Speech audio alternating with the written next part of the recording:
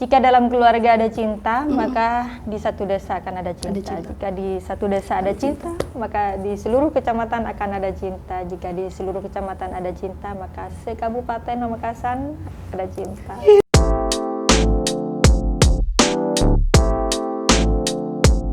Assalamualaikum warahmatullahi wabarakatuh. Ketemu lagi bersama saya Sari Purwati dalam program Madura Talk. Salah satu program yang hanya bisa kalian tonton di Radar Madura TV. Hanya Radar Madura TV. Sebelumnya jangan lupa like, komen, dan subscribe ya.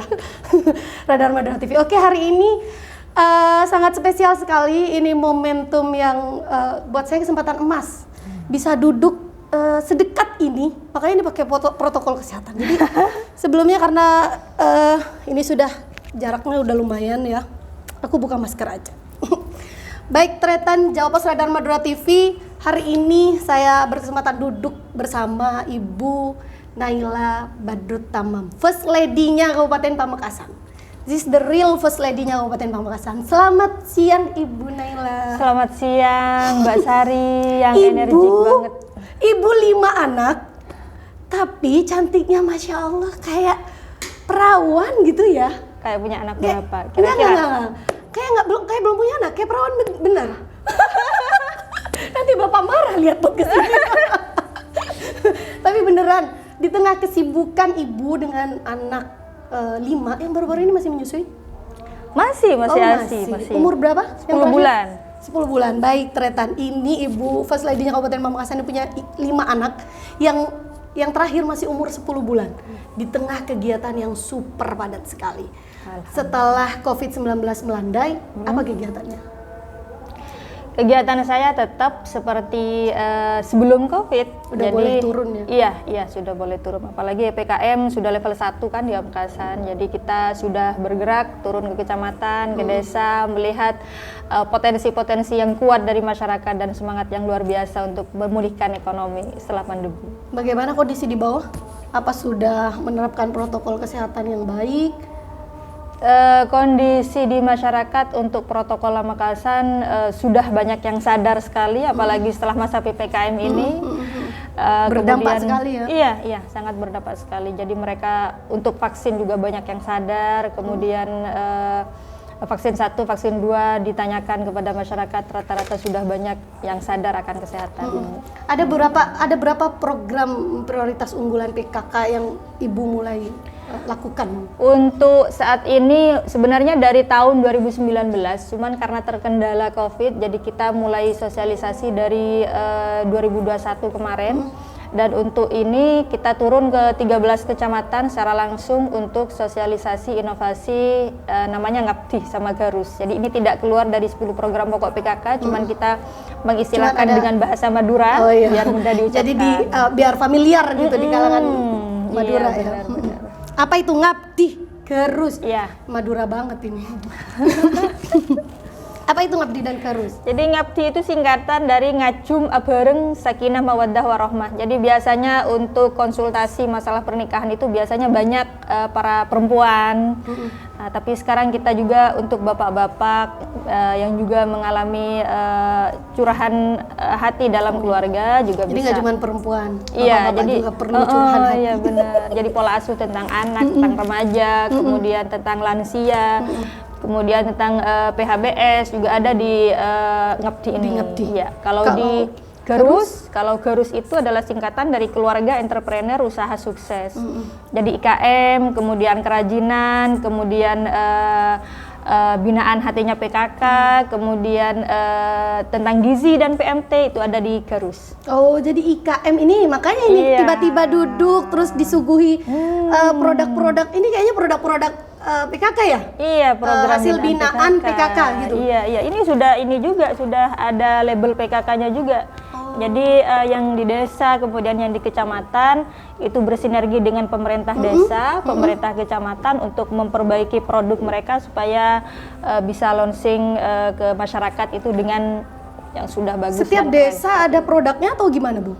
Setiap desa sudah, insya Allah rata-rata sudah punya produk Sudah punya semua. produk ya? Iya. Cuman ada yang perlu kita bina lagi, tapi ada juga yang sudah keren-keren seperti ini juga sudah banyak. Ya banyak desa yang saya lihat juga memang sudah punya produk ya. Tapi mereka sedikit terkendala ke pemasarannya. Iya. Bagaimana memasarkan produknya? Ini bagaimana? Apakah sudah Ibu tangkap? Iya benar. persoalannya? Kita bertemu banyak pedagang-pedagang atau IKM-IKM yang belum mendapatkan pemasaran yang baik. Tentu saya berhubungan dengan OPD karena saya adalah mitra OPD, mengajak para OPD untuk memberikan tempat yang layak pada IKM-IKM binaan PKK ini supaya mereka juga banyak mempunyai nama lah di masyarakat, baik itu offline atau online. Berapa desa yang sudah punya produk dari berapa sekian 180 desa dan kelurahan. 180 desa dan kelurahan. Iya. Itu berapa yang sudah rata-rata sudah berapa persen yang sudah mengeluarkan produk, sudah punya produk sendiri? Sudah punya produk semua. Semua. Sudah punya 180 produk semua. Iya. Desa. Iya, tapi ada yang perlu kita bina lagi, ada levelnya lah. Jadi dalam program ini Bu terus turun ke desa-desa untuk memantau pembuatan produknya atau bagaimana pendampingan terhadap packagingnya, mungkin pemasarannya, itu terus dipantau sama PKK. Terus dipantau. Jadi mereka juga sudah punya data juga. Jadi selain data yang ada di OPD, PKK juga punya data sendiri. Jadi di Desa Wisma juga kita perkuat. Kemudian sehingga nanti ketika data itu dikumpulkan bisa menyatu dan kita punya sasaran masing-masing untuk yang belum dibina, untuk yang sudah menjadi yang sudah menjadi yang sudah menjadi teratas, sehingga yang jadi teratas itu bisa kita jadikan percontohan untuk yang perlu dibina lagi. Ada yang best seller nggak dari semua produk-produk ini yang paling Ibu suka gitu? Ini kayaknya potensi banget buat misalnya go internasional gitu atau go nasional gitu. Iya. Saya bingung. Soalnya di setiap desa itu menunya beda. Oh iya. Menunya beda. Tapi yang menurut Ibu melihat ini peluangnya kayaknya besar gitu. Misalnya kalau kita ke Kecamatan Kadur misalnya, di sana ada misalnya ini ada kopi nih. Ini juga ada kopi. Iya benar, ini ada kopi dari Siwalan. Oh. Jadi ini dari Siwalan. Dari Siwalan iya. Kopinya. Kenapa bisa jadi hitam? Mungkin ada prosesnya gitu ya? Iya. Oh, iya. Jadi kemarin dapat bantuan juga dari CSR kerjasama dengan Pemkab, sehingga yang bina itu PKK. Mereka yang bikin, terus kemudian sehingga terbentuklah kopi Kosiga ini. Apa boleh saya minum? Oh boleh. Saya yang harusnya mencicipi ya, begitu. Monggo. Ya. Kita coba deh rasanya seperti apa kopi. Kok saya jadi deg-degan ya mau ngerasainnya. Aduh, karena saya pencinta kopi, penikmat kopi. Dan ini merasakan sensasi berbeda dengan kopi Siwalan gitu. Ini khasnya desa mana? Ini Desa Gegeh di Kecamatan Kadur. Kecamatan Kadur. Oke, bismillahirrahmanirrahim. Gimana rasanya? Aneh ya, maksudnya seperti karena aku nggak lazim minum kopi seperti ini. Jadi ketika merasakan kopi dari Siwalan kayak ada yang berbeda, tapi worth it lah. Menurut saya rasanya nggak jauh beda dengan kopi, cuman nggak ada aroma kopinya itu aja sih. Iya, kayak nggak terlalu pekat kopinya gitu ya. Iya. Jadi mungkin bagi orang-orang yang sudah kecanduan kafein boleh deh beralih ke kopi Kosiga. Beralihnya ke kopi ini, jadi jangan kopi-kopi yang lain. Dan tinggal menghubungi PKK aja, tim penggerak PKK Kabupaten Pamekasan, tinggal calling butuh kopi Kosida. Langsung menyediakan. Kosiga gitu, langsung menyediakan ya. Dan selain itu juga ada jamu-jamu kayaknya. Jadi di Pamekasan itu banyak yang produksi poka. Di Kecamatan Kadur juga produksi poka, Kecamatan Pamekasan juga ada, Kecamatan Pademau juga ada. Jadi ada beberapa item yang sama. Iya, jadi beberapa mungkin item memiliki sama, kekhasan yang berbeda. Khas masing-masing, benar. 180 desa. Iya, dan kelurahan. 180 desa dan kelurahan. Ibu memantau turun sendiri di tengah kesibukan, punya 5 anak, melayani suami. Bagaimana sih rasanya? Tapi alhamdulillah banyak yang bantu karena luar biasa tim penggerak PKK itu baik dari anggota PKK di kabupaten, kemudian di kecamatan. Kemudian di desa ini luar biasanya PKK karena mereka tidak dibayar, karena mereka tidak menerima honor, tidak menerima gaji, mereka bekerja memang sepenuh hati untuk masyarakat. Ini kan kesibukannya luar biasa ya Bu, membaginya antara Lumayan. melayani suami, merawat anak-anak, menjadikan anak-anak yang hebat pastinya. Terus tugas kenegaraan, bagaimana membaginya? Tentu prioritas utama saya adalah keluarga. Dan yang pasti ada me time dong. Oh iya pasti. Ya pasti. itu bagaimana ngebaginya gitu antara me time, keluarga, anak. Kalau me time dengan anak-anak itu lebih banyak lah. Iya, mungkin me time dengan suami itu yang sulit mencari waktu karena beliau juga sibuk. Ini jadi nanti sekaligus tretan ini mungkin sekaligus menjadi protes ya buat Pak Badrut, Mas Tamam yang nonton. Kayaknya cari quality time buat bareng Mas Tamam susah sekali. Kalau bicara prioritas di antara tiga ini, mana yang prioritas Ibu? Seandainya tiga-tiganya datang bersamaan, anak butuh, suami butuh, dipanggil negara. Maksudnya dipanggil untuk kebutuhan negara. Saya selesaikan untuk suami dulu. Yep. Suami, kemudian anak, baru tugas di luar. Oke, aduh tetap ya fitrah perempuan tetap dibawa ya. Iya, karena kunci surga saya, kunci surga seorang istri itu ada di suami. Masya Allah. Dan ketika udah ridhonya suami udah selesai, sudah dipegang, maka kegiatan-kegiatan ini kayaknya diberi kelancaran. Iya, benar. Begitu ya? Iya. Ibu apa nih yang... Jadi ya itu juga di kita, di KB lah istilahnya. Melihat orang tua bahagia, anak-anak juga pasti otomatis di KB, akan keluarga bahagia. berencana. Ini keluarga terencana. 5 anak loh, 5 anak ini 5. Lo waktu sebelum Bupati, anak saya sudah 4. Oh 4? Iya. Jadi emang waktu sudah... Bupati anak saya baru 1. Oke Ibu, mungkin Ibu bisa berbagi tips bagi perempuan yang di sana juga dia berkarir, dia juga memiliki tanggung jawab pada anak, juga untuk perempuan itu kan juga butuh me time untuk menyelaraskan dengan diri kita, kebutuhan diri kita. Mungkin Ibu ada tips? Tips saya sih udah lakukan sepenuh hati. Kita ikhlas, kita tawakal, Gusti Allah ridho, insya Allah kehidupan sudah Allah yang atur. Dan support Pak Bupati juga, ini kan pasti ada capek dong, Pak Bupati juga capek, Ibu juga kadang capek, dan saling support gitu. Iya benar, jadi emang mesti kan saya bilang dulu, saya ada kegiatan ini. Ya suami saya support, yang penting urusan suami sudah selesai, urusan anak-anak sudah selesai. Baik, urusan suami kita skip. Baik Ibu, ini pertanyaan terakhir ya. Nggak terakhir banget, tapi udah mendekati terakhir deh. Ini kan udah 3 tahun kepemimpinan. Iya. Ya, apa yang Ibu alami selama 3 tahun ini? Maksudnya pengalaman baik dan buruk yang Ibu alami selama 3 tahun ini. Jadi pernah turun ke kecamatan di salah satu posyandu ke desa. Ada seorang bapak-bapak yang sudah setengah tua gitu gendong bayi sekitar umur 14 bulan lah. Saya tanya, kemana ibunya Pak? Kok Bapak yang antar? Saya bilang gitu. Istri saya sakit Bu di belakang. Dan bapaknya juga ada pernah mengalami kelainan mental, cuman dia baru sembuh.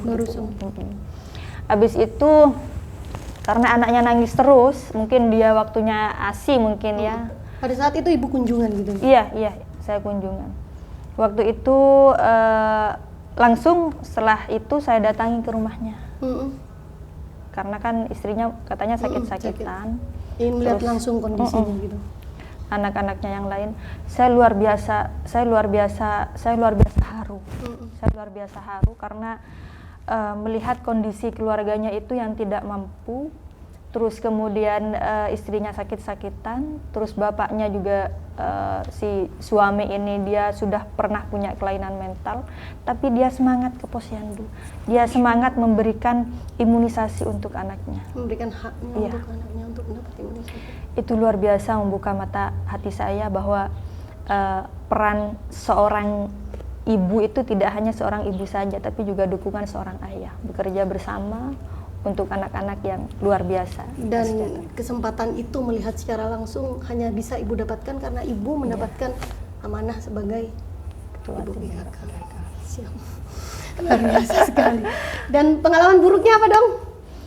Pengalaman buruk. Aduh ini enggak banget deh ternyata jadi istri bupati begini gitu. Pengalaman buruk itu sebenarnya mencintai Pamekasan itu bukan hanya sekedar cinta, tapi juga pengorbanan.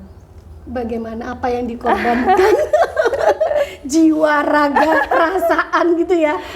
Tapi juga pengorbanan dan pengorbanan ini luar biasa kita syukuri karena melihat antusias, melihat masyarakat Pamekasan yang begitu bahagianya, yang begitu mereka bisa menikmati atas kerja keras yang suami saya lakukan, kemudian yang saya lakukan dan para anggota tim penggerak PKK di seluruh Pamekasan.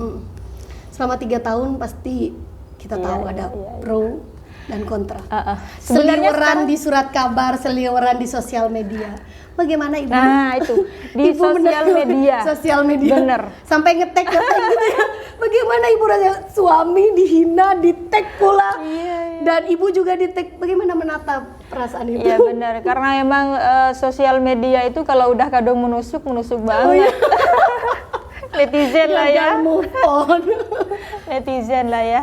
Ya tapi kita sadar betul kalau kualitas seseorang itu semakin semakin tinggi, anginnya badai juga akan semakin kencang. Betul. Dan Ibu jadi menyadari pelaut, bahwa Ibu adalah seorang public figure. Iya, jadi kita saling menguatkan. Ketika suami juga banyak menguatkan saya, juga kita saling saling bekerja sama lah. Jika dalam keluarga ada cinta, maka di satu desa akan ada cinta. Jika di satu desa ada cinta, maka di seluruh kecamatan akan ada cinta. Jika di seluruh kecamatan ada cinta, maka se-Kabupaten Pamekasan ada cinta. Jadi harus ada cinta gitu ya.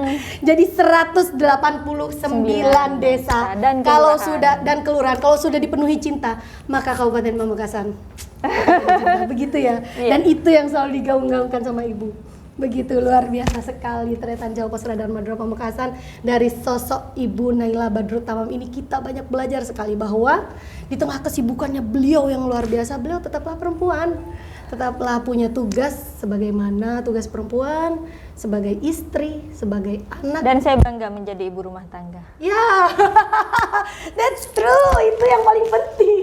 Bangga menjadi ibu rumah tangga. Dan saya bangga menjadi ibu rumah walaupun tangga. Lebih banyak kesibukan di luarnya iya, gitu ya. Iya. Dari sekian label, saya paling bangga saya menjadi ibu rumah tangga. Oh, jadi itu adalah jabatan. Jadi ibu wanita karir apa segala macam yang melekat itu tidak perlu terlalu bangga gitu ya. Itu tanggung jawab sama dengan jabatan lah. Jadi jabatan itu sama ya seperti disampaikan sama suami saya itu adalah kumis pasangan. Oh, jadi bisa dicopot kapan aja. Iya benar. Jadi bisa dicopot kapan saja. Jadi yang penting kita bahagia dengan masyarakat, bermanfaat untuk masyarakat. Dan yang penting saya bangga menjadi ibu rumah tangga. Oke, di tengah kesibukan Ibu tadi yang menyampaikan bahwa paling nyaman menjadi ibu sebagai ibu rumah tangga. Di tengah sebagai ketua PKK, Bunda PAUD, Bunda Genre, Bunda Baca. Apa yang spesial dari menjadi ibu rumah tangga? 2 minggu yang lalu anak pertama saya Nahda itu launching buku ketiga. Jadi sebenarnya yang sudah dicetak itu baru 2. Buku ketiga berarti sudah ada buku pertama, kedua. Wow, luar biasa. Jadi sejak kelas TK dia sebenarnya sudah banyak berdongeng. Dia sudah dongeng sendiri, kadang sebelum tidur dia ngoceh terus. Kemudian cerita, di SD, kelas SD kelas 2 baru dia mulai menulis. Iya. Dan sekarang anaknya kelas 6, alhamdulillah launching buku ketiga. Masya Allah. Dan siapa di balik Nahda ini yang support luar biasa atau nurun siapa sih? Sebenarnya itu nurun ibu atau nurun bapak? Terus kalau babanya suka baca, kalau saya suka nulis. Oh, jadi kombinasi ya. Benar-benar the real kombinasi hingga Nahda bisa ngelihat dari babanya, bisa ngelihat dari bunda ibunya ya. Jadi akhirnya dia tuh dikombinasikan menjadilah buku. Jadi dia pintar rajin baca, suka baca, dan kemudian buku ketiga ya. Buku ketiga. Disupport betul? Iya, banyak guru-guru juga dari media guru juga support. Jadi launching yang kemarin juga disponsori sama ada Butri, juga ada media guru juga yang bantu launching buku ketiganya. Jadi ini termasuk salah satu pencapaian yang menurut Ibu tanggung jawab besar menjadi ibu rumah tangga. Alhamdulillah. Bisa mengarahkan anak. Oke. Yang terakhir Bu, yang Iya. terakhir sekali apa yang ingin disampaikan pada masyarakat Pamekasan atau para perempuan yang juga ikut menonton podcast ini, apa yang ingin Ibu sampaikan setelah 3 tahun menjabat? Iya, untuk masyarakat Pamekasan yang saya cintai, terima kasih atas cinta, atas bersyukurnya Ajunan, atas bahagianya Ajunan bergabung bersama kami, dan mohon maaf atas ketidaksempurnaan kami, dan ngereng kita terus bersemangat menciptakan Pamekasan yang hebat, Pamekasan Seraceh Becreh Torpar juga. Matur kasoon, assalamualaikum. Masya Allah. Semoga apa yang diharapkan oleh Ibu Naila ini akan menjadi harapan bersama untuk menjadikan Kabupaten Pamekasan Aceh Becreh Torpar juga. Saya Sari Purwati undur diri. Sampai jumpa pada episode selanjutnya. Wassalamualaikum warahmatullahi wabarakatuh. Waalaikumsalam.